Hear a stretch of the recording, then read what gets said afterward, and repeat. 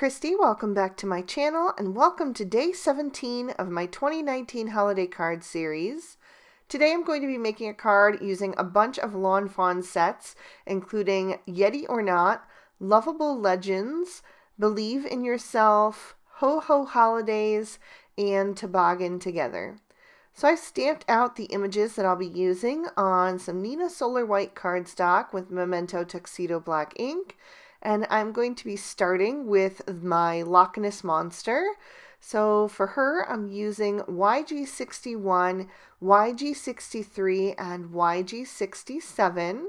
And I'm just laying in my shadows first with that YG67 along the back of her legs and then down her neck and a little bit on her snout just to kind of accentuate that a bit and give it a little more dimension.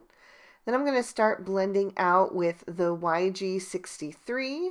I'm going to color in the two legs that are on the far side of her body completely and then just begin to pull that color out.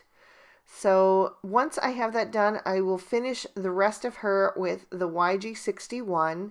Now you can see that the majority of her is still not colored, so a lot of that area is going to be just that YG61 at first, but I'm not going to leave it that way because that would be pretty flat.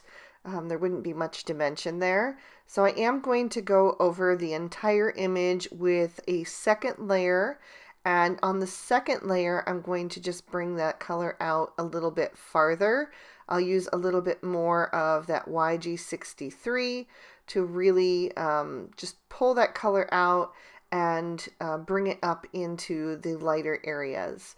And I like to do this especially with larger images because they're just so hard to tackle on the first round. It's hard to achieve a really nice blend, and so doing that double layer just really helps that out. And I left it in the video for today so that you could really see the transformation from the first layer to the second layer. And then I just colored in the little dots with the YG67. Then I'm moving on to my Yeti, and for the fur I'm going to use W00, W1, and W3. So I'm just laying in a little shadow with the W3, and then I will blend that out with the W1. I want him to still look white, but I want him to have that bit of dimension on him, and also maybe to look just a little bit dingy, like he's been living in the wild, because of course that would be the case with a Yeti. And then just a little W00 to soften that up and blend it into the white area. I'm going to leave the majority of him just that white. And then I also decided to put a little shadow under his face there. I just thought it needed a little something, so I went back and did that with all three shades. And then I also did the little jackalope with those same three markers. And then I'm going to move on to the Yeti's face. I'm using BG10, BG11, and BG13. I'm also going to do his little hands and his horns with those three shades. So I'm just kind of doing from the outside edges towards the center and just really softening that up in the middle with the BG10 so that his features are still prominent. I'll add in some rosy cheeks with the RV11 on all three critters. And I just love that jackalope image. I think that's one of the more underused stamp sets in all of Lawn Fawn, and I just love him. So I was so glad to come up with the idea for today's card that I could incorporate him into.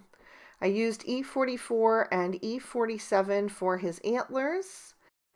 And then I'm going to start coloring in some of the accessory images. I'll use B21, B23, and B26 for the little Santa hat. And then I'm also going to color in the ribbon on the gift that's right over top of the Yeti with those three shades. And I did have a marker leaking problem when I colored in that ribbon, but you guys know me, it's nothing to stress about. You've seen me do this on videos before in the past. It is something that happens. You know, if your markers are a little full, which when you have to refill your markers, it's easy to do. So I'm just going to leave that to dry and we'll fix that when we get to it. It's no big deal. Moving on to B34, B37, and B39 for the gift on the far right. And then B60 and B63 for the ribbon on that gift. And I am using a color inspiration for our latest Lawn Fanatics challenge. So that's why I'm using a lot of cool blues and greens. And there's also some whites in that inspiration photo as well. I used the B60 and B63 to color in the gift wrap on that gift, and then I added in the B66 because I didn't feel like it was quite dark enough down at the bottom. And then I'm going to take a white Sakura Jelly Roll pen and just outline the top of that gift, because all I need to be white is the area that the die is going to cut out surrounding it. So just having that little bit of a white border around it is going to ensure that no one ever even knows that there was a mishap with that marker. So real quick and easy fix. I added a few dots and stripes to a couple of those packages, and then I'm going to trim these images out with the matching dies. I die cut a piece of pale blue cardstock with these stitched wave borders, and I'm going to stamp on my sentiment with Merman ink. And I have custom made this sentiment.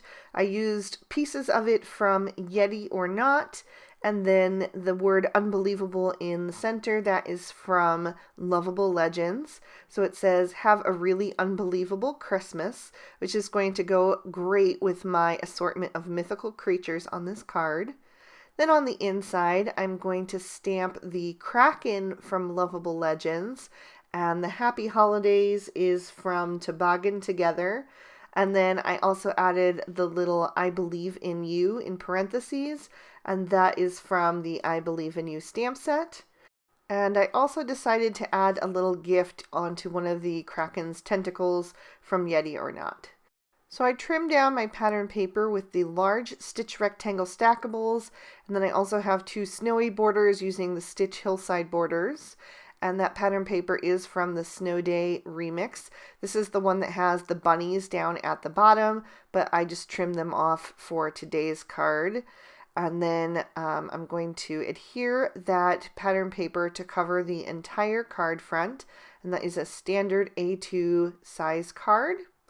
And then I'm going to start adding in my snowdrifts. I want them to go up pretty high on this scene, because I also want to add, the river or the ocean or whatever, the water down below. So I'm going to add that first snowdrift kind of high up, and then I'll layer the second one over top. Then I'm going to add two different colors of the water with those stitch wavy borders. So I've got this nice pretty aqua. That one is going to go next, and that will also be adhered flat to the card.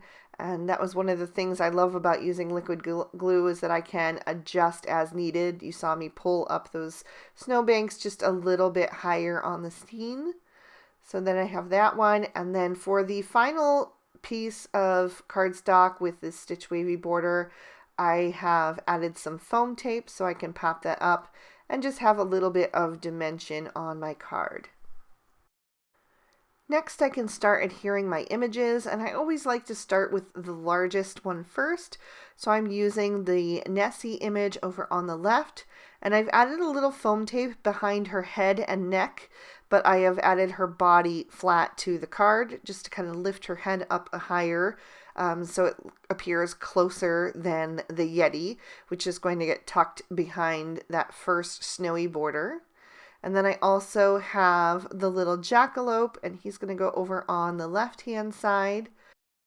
And then I also stamped out a bunch of these tall pencil trees from Toboggan Together, and I used jalapeno ink for those. And I thought that those would just help me set my scene and make it feel a little bit more realistic on this mythical creature card. But it just seemed like it would be more of a natural habitat for the Yeti and Nessie. And the jackalope is usually found in the desert, I think, according to the folklore. But I thought that With him being white on this card, he almost resembles a cross between a snowshoe hare and a reindeer with those antlers. So I just thought he worked in this scene, and I definitely wanted to use him. Like I said, I just love that image. So I'm going to add that final little tree, and I'm even going to tear that off so that I can fit it a little bit lower on the scene and have a little bit of a shorter tree so it looks like the Yeti is coming out of the forest. Then I will add the Santa hat on to Nessie, and I used a little more foam tape so it would be on the same level as her head. And then I'm going to take the longer, more rectangular gift and add that to her back. So she's kind of swimming in with her little gift for their little gift exchange. And then I'll add a gift to the Yeti's hand and one to the jackalope as well. And for those, I just dotted a little bit of glue onto the scene and then adhered the gifts over top. Thought that was the easiest way to attach them. And you guys know what was coming next. I'm going to add a little crystal stickles to finish off my scene. And I'm going to add that to Nessie's hat. I'm doing the white part of the hat and the pom-pom there. And then I'll add it to the ribbon on all three of the gifts. And that is going to complete my card for today. I'll tip that into the light so you can see how it sparkles and give you another peek at the inside. I have to say this has got to be one of my other favorites in this series so far. I just love the idea of these mythical creatures having their own gift exchange. So I hope you guys enjoyed it too. If you did, please be sure to give the video a thumbs up and subscribe if you haven't already. Hit that notification bell if you want to be sure that my videos always end up in your feed. And here are 2 extra videos I thought you might also enjoy from previous holiday card series. So if you'd like to stick around and keep on watching, you can do that. I hope you all have an absolutely amazing day. Bye-bye.